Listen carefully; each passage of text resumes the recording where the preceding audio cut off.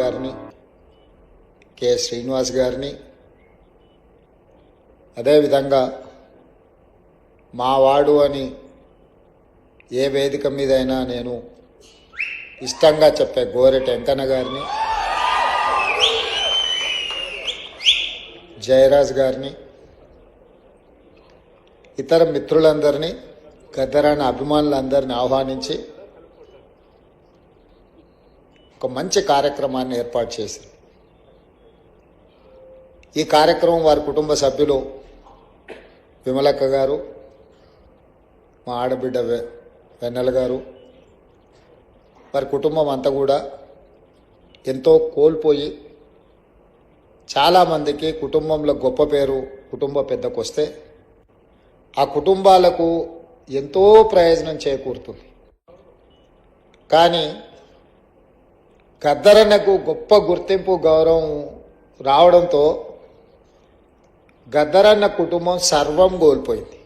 ఏ రోజు కూడా వాళ్ళు నాకు తెలిసి కంటి నిండా నిద్రపోయిందో, కడుపు నిండా బుక్కడు బువ్వ తిన్న రోజులు ఉన్నాయో లేవో నాకైతే తెలీదు. ఎందుకంటే ఆయన కుటుంబానికంటే ఈ సమాజమే నా కుటుంబం అని, సమాజంలో ఉన్న సామాజిక సమస్యల్ని పరిష్కరించాలి, ఈ సామాజిక సమస్యల మీద తను పోరాటం చేయాల్సిన బాధ్యత ఉంది అని చెప్పి నిరంతరం వారు ప్రజా జీవితంలోనే ముందుకు వెళ్ళిండ్రు. కంచా ఎలయ్య గారు లాంటి వాళ్ళు వాళ్ళ కళలతో స్ఫూర్తి. ఈరోజు తెలంగాణ సమాజంలో ఉన్న గొప్ప వ్యక్తులు కొద్దిమందే మన తరంలో మనం చూసిన వాళ్ళు. ఆ తరాన్ని వాళ్ళని గౌరవించుకుంటే వాళ్ళని వ్యక్తులుగా గౌరవించినట్టు, వ్యక్తులుగా వాళ్ళని గుర్తించినట్టు కాదు, మన సమాజాన్ని మనం గుర్తు చేసుకున్నట్టు, చరిత్ర పుటలలో ఈ సమాజానికి కూడా ఒక పేజీ ఉండే విధంగా మనం నిర్ణయాలు తీసుకోవాలనేదే నా ఆలోచన. గద్దరన్న జయంతో వర్ధంతో ప్రభుత్వం చేయడం పెద్ద విషయం కాదు. గద్దరన్నకు వేలాది లక్షలాది కోట్లాది మంది అభిమానులు వాళ్ళు అనుకుంటే ఇట్లాంటి కార్యక్రమాలు ఎడంచేతో ఏర్పాటు చేయగలరు. కానీ ప్రభుత్వం ఒక గొప్ప వ్యక్తిని గుర్తించడం, కీర్తించడం ద్వారా భవిష్యత్ తరాలకు ఒక సాంప్రదాయాన్ని ఇవ్వాలన్న ఆలోచనతోని గద్దరన్న జయంతి వర్ధంతులను ప్రభుత్వం అధికారికంగా నిర్వహించడమే కాదు, వారిలో ఉన్న కవి కావచ్చు, గాయకుడు కావచ్చు, పోరాట యోధుడు కావచ్చు, ఈ సమాజానికి స్ఫూర్తి ఇచ్చిన నాయకుడుగా వారి పేరు మీద ఒక అవార్డు ఉంటే సంవత్సరానికి ఒకసారి వారిని గుర్తు చేసుకోవడానికి, కీర్తించుకోవడానికి గద్దర్ అవార్డులను ప్రకటించి ఖచ్చితంగా అమలు చేయాలి. ఆ బాధ్యత మీరు తీసుకోండి అని చెప్పి మా ఉప ముఖ్యమంత్రి మిత్రుడు బట్టి విక్రమార్క గారికి నేను బాధ్యత అప్పచెప్పాను. ఎందుకంటే బాధ్యత తీసుకున్న వాళ్ళు కూడా దాన్ని బాధ్యతాయుతంగా నిర్వహించినప్పుడే ఆ పనికి ప్రాధాన్యత ఉంటుంది.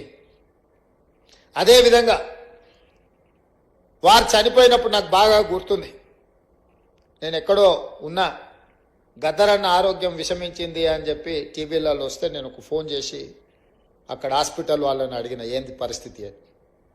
లేదండి, వారు తుది శ్వాస విడిచిండ్రు, మేము అధికారికంగా ప్రకటించడానికి మాకు ఇంకా కొన్ని కార్యక్రమాలు ఉన్నాయి అని చెప్పాను. హుటాహుటి నా కార్యక్రమం రద్దు చేసుకుని అమీర్పేట హాస్పిటల్కి నేను అక్కడికి వెళ్ళిన. అక్కడికి వెళ్తే సూర్యం కుటుంబం దుఃఖంలో ఉండ్రు. కొద్దిమంది అభిమానులు, ఎందుకంటే ఆ వార్త ఎవరికి పెద్దగా చేరలేదు. ఆనాటి ప్రభుత్వం పోలీసులను దించిండ్రు, పోలీసు వాహనాలు అన్నీ వచ్చినాయి, రోడ్లు క్లియర్ చేస్తుండ్రు. అన్న శవాన్ని అంబులెన్స్లో తీసుకెళ్లి వాళ్ళ ఇంటి దగ్గర పెట్టి సాయంత్రానికి అంతా వారి దహన సంస్కారాలు పూర్తి చేసి, గద్దరన్న పుట్టిండు, గద్దరన్న గలం విప్పిండు, గద్దరన్న పోరాటం చేసిండు, గద్దరన్న ఈ సమాజానికి ఎంతో సేవ చేసిండు, గద్దరన్న మరణం ఈ సమాజానికి తీరని లోటు అని సమాజానికి చేరకుండానే ఈ కార్యక్రమాన్ని పూర్తి చేసి చేతులు దులుపుకోవాలన్న ఆలోచన ఆ రోజు చేసింది. నేను సూర్యంతో మాట్లాడినా, ఏం జరుగుతుంది సూర్యం అని. అన్నా నాకైతే ఏం ఆలోచన వస్తలేదు, నాకేం తడతలేదు, మీరు ఎట్లా చెప్తే అట్లా అన్నాడు. సరే మంచిది ఉండని నేను ఎంబడే కమిషనర్ గారికి వీళ్ళకి అధికారులకు మాట్లాడుతూ కూడా, లేదు సార్ వారి ఇంటికి తీసుకెళ్ళి సాయంత్రం రాత్రి లోపల దహన సంస్కారాలు చేయాలని అప్పుడు నిర్ణయించుకొని సూర్యంకు చెప్పి, లేదు గద్దరన్న ఒంటరి కాదు, గద్దరన్న ఒక్కడు కాదు. గద్దరన్నకు మనం అందరం ఉన్నాం. గద్దరన్న ఈ తెలంగాణ సమాజం 4 కోట్ల ప్రజలకు సందర్శనార్థం. ఎన్టీ రామారావు గారు చనిపోయినప్పుడు ఎల్బీ స్టేడియంలో ప్రజల సందర్శనార్థం పెట్టినప్పుడు, గద్దరన్న మరణించినప్పుడు ఎల్బీ స్టేడియంలో ఎందుకు ఈ తెలంగాణ సమాజానికి, ఆయన అభిమానులకు, దేశంలో ఇతర రాష్ట్రాలు, ఇతర భాషల వాళ్ళు ఎంతో మంది గద్దరన్నను అభిమానించే వాళ్ళు ఉన్నారు. వాళ్ళందరి సందర్శనార్థం ఎల్బీ స్టేడియంలోనే గద్దరన్న ప్రజలకు అందుబాటులో పెట్టాలి, చివరి చూపు ప్రజలకు అందించాలి అని చెప్పి నేను బండి ముందల నా బండి పెట్టి గద్దరన్న అంబులెన్స్ని ఎల్బీ స్టేడియం వైపు తిప్పుకొని వచ్చిన ఆ రోజు. ఇక్కడనే వేదిక మీద మా మిత్రుడు, కాలేజీ సహచరుడు పృథ్వీ ఉన్నాడు, దయాకర్ ఉన్నాడు. నేను చెప్పిన పృథ్వీ, ఏదేం జరిగినా గద్దరన్న ప్రజల సందర్శనార్థం ఎల్బీ స్టేడియంలో మనం పెట్టాల్సిందే, ఆ గేట్లు తెరవాల్సిందే అని. ప్రభుత్వం గేట్లకు తాళాలు వేసి పెట్టింది లోపలికి వెళ్లకుండా. నేను కమిషనర్ గారికి చెప్పిన, గౌరవంగా మీరు తెరిస్తే మీకు గౌరవం ఉంటుంది, లేకుంటే గేట్లు బద్దలైతాయి, అనవసరంగా దీన్ని రాద్ధాంతం చేయకండి అని చెప్పిన. నేను ఆ రోజు పార్టీ అధ్యక్షుడిని, నేను ఆ రోజు పార్లమెంట్ సభ్యుని, ప్రజాప్రతినిధిగా నేను చెప్తున్నా, ప్రజల యొక్క అభిప్రాయం చెప్తున్నా, మీరు గౌరవించాల్సిందే అని. వాళ్ళు మీన మేషాలు లెక్క పెడుతుంటే ఆ తాళాలు తెరిపించి అంజన్ కుమార్ యాదవ్ని అందరినీ, సిటీలో ఉండే శ్రేణులు అందరినీ కూడా అక్కడికి పిలిపించి తెరిపించి అక్కడికి అంబులెన్స్ తీసుకెళ్లి అక్కడ పెట్టి అక్కడనే టెంట్ వేసినాం, అక్కడనే కూర్చేసినాం, అక్కడనే బెంచ్ తీసుకొచ్చినాం, అక్కడనే ఏర్పాట్లు అన్ని అప్పటికప్పుడు చేసి గద్దరన్నని అక్కడ పెట్టి రాత్రి మొత్తం మేమందరం అక్కడ నిలబడి, తెల్లారి ప్రజలందరూ లక్షలాది మంది వచ్చి గద్దరన్నను చివరి చూపు చూసి ఆయనతోని వాళ్ళకున్న అనుబంధాన్ని, మధుర స్మృతులను గుర్తు చేయడమే కాకుండా కవులు, ఆయన స్ఫూర్తితోని కవులు, కళాకారులుగా, గాయకులుగా రాణించిన వాళ్ళందరూ ఆయనకు నివాళులు అర్పించడానికి వాళ్ళు పాడిన పాట, అక్కడి నుంచి మేము పాదయాత్రలో, వారి చివరి శవయాత్రలో మేమందరం నడుచుకుంటూ పాల్గొని, ఒక వీరుడు మరణించిన ఆ స్ఫూర్తి మనలో ఉంటుంది అని చెప్పి ఆ రోజు వేలాది లక్షలాది మంది ఆ చివరి అంతిమయాత్రలో పాల్గొని గద్దరన్న దహన సంస్కారాలు నిర్వహించారు. ఒక గొప్ప వ్యక్తి సమాజానికి స్ఫూర్తినిచ్చి లక్షలాది మంది యువకులను సమాజాన్ని పట్టి పీడిస్తున్న సమస్యల మీద పోరాటాన్ని అందించిన, స్ఫూర్తినిచ్చిన గొప్ప సిద్ధాంతకర్తగానే గద్దరన్నను చూడాలి. ఆ సిద్ధాంతం నాకు నచ్చిందా నచ్చలేదా, సిద్ధాంతంతో నేను విభేదించినా లేకపోతే అనుకూలించిన అనే చర్చ కాదు.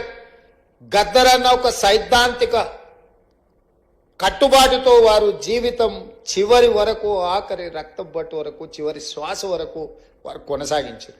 మనం విభేదించి ఉండొచ్చు, విభేదించినంత మాత్రాన ఆ సిద్ధాంతం ఉండకూడదన్న ఆలోచన ఎవరికైనా వస్తే అది తప్పు. 100% నేను ఖండిస్తున్నా. విభేదించిన సిద్ధాంతాన్ని కూడా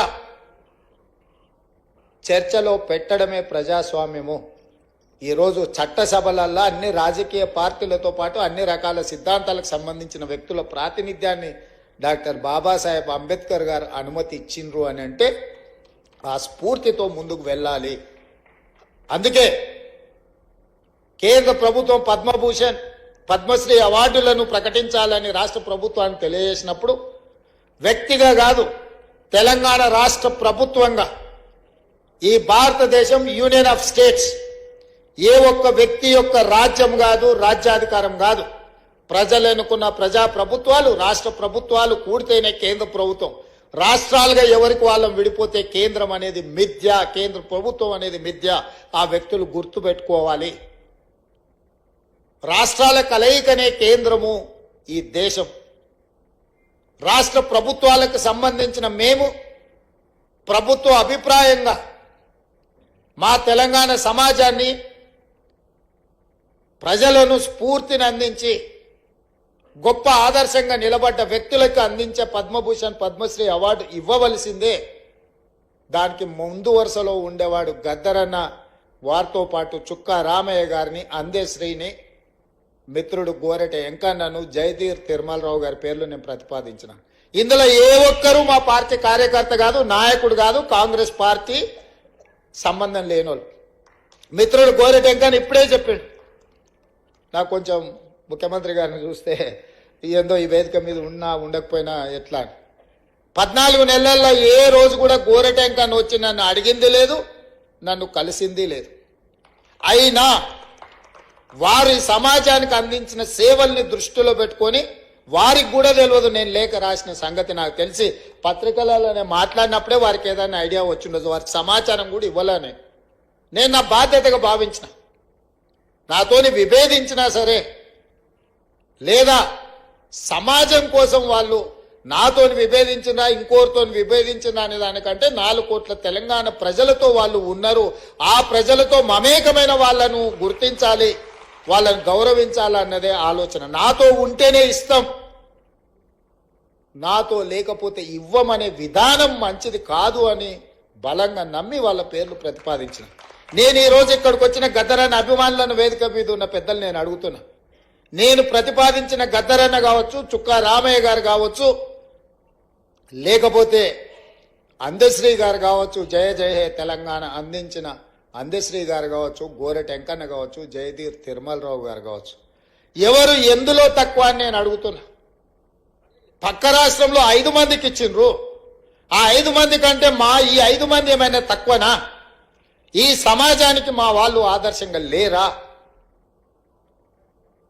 నేను ఒక పద్ధతిలో ప్రధానమంత్రి గారికి మా ఆలోచనను, మా బాధను, మా నిరసనను కేంద్ర ప్రభుత్వానికి ఒక వేదిక మీద నుంచి తెలియజెప్పి లేఖ రాస్తున్నామని చెప్పిన. కేంద్ర ప్రభుత్వం జరిగిన తప్పును సవరించుకొని భవిష్యత్తులో అయినా సరిదిద్దుకుంటుందని నేను భావించిన. కానీ దురదృష్టవశాత్తు కేంద్రంలో మంత్రిగా ఉండే వ్యక్తులే మేము ఇవ్వం గద్దరన్నకు మేము ఎలాంటి గౌరవించము అని మాట్లాడితే నేను ఒక్క మాట చెప్పదలుచుకున్నా.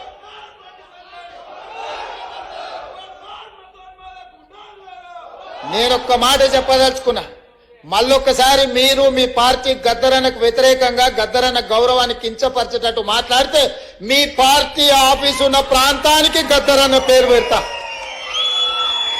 నీ పార్టీ కార్యాలయం అడ్రస్ రాసుకోవాలంటే గద్దరన్న గల్లీ అని రాసుకునేటట్టు చేస్తా బిడ్డ మిమ్మల్ని.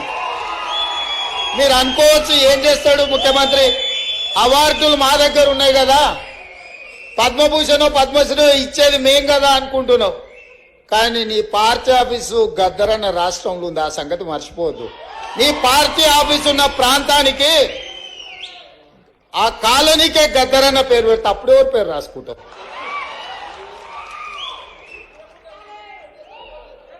ప్రతిదానికి మా దగ్గర మందుంది స్వామి. ఇంతకు ముందు అన్న కూడా గిట్లనే నీలిగిండు, గద్దరన్నని గేటు బయట కూసబెట్టిండు. ఏమైంది? గేటు బయట కూసబెట్టిన ఆయన లోపల ఉన్నాయన, గద్దె మీద కూర్చున్నాయన. అంటే ప్రపంచం అంతటా చరిత్రే నాయకుడిని నిర్మిస్తుందా, నాయకుడు చరిత్రను నిర్మిస్తాడా అనేటటువంటి క్రమం లోపల మార్క్సిస్టులకు ఒక ప్రధానమైనటువంటి థియరిటికల్ అబ్జర్వేషన్స్ ఉన్నాయి. బహుశా ఈ హాల్లో అనేక మంది మార్క్సిజాన్ని అంగీకరించేటటువంటి మిత్రులు ఉండవచ్చు. బహుశా మీకు కూడా దానికి సంబంధించినటువంటి అవగాహన ఉంటుంది. అంటే ఆర్థిక వర్గాల మధ్యన జరిగి అంటే చరిత్ర నాయకుడిని నిర్మిస్తుంది, నాయకుడు చరిత్రను నిర్మించలేడు అని గోడల పైన కూడా రాసినటువంటి సందర్భాలు ఉంటాయి. కానీ ఇంకొక వైపు నుంచి నాయకుడిని దైవం సృష్టిస్తాడు అనే చెప్పేటటువంటి ఒక స్పిరిచువల్ థియరిటికల్ ఆర్గ్యుమెంట్ కూడా ఒకటి ఉంది. అంటే మను అట్లనే అంటాడు, రాజుని సృష్టించింది దేవుడు, దేవుడు ప్రజల్ని పరిపాలించడం కొరకు ఒక రాజును పంపించాడు అనేటటువంటి ఒక వాదన. ఇంకొకటి ఏంటిది అని అంటే భౌతికమైనటువంటి పరిస్థితి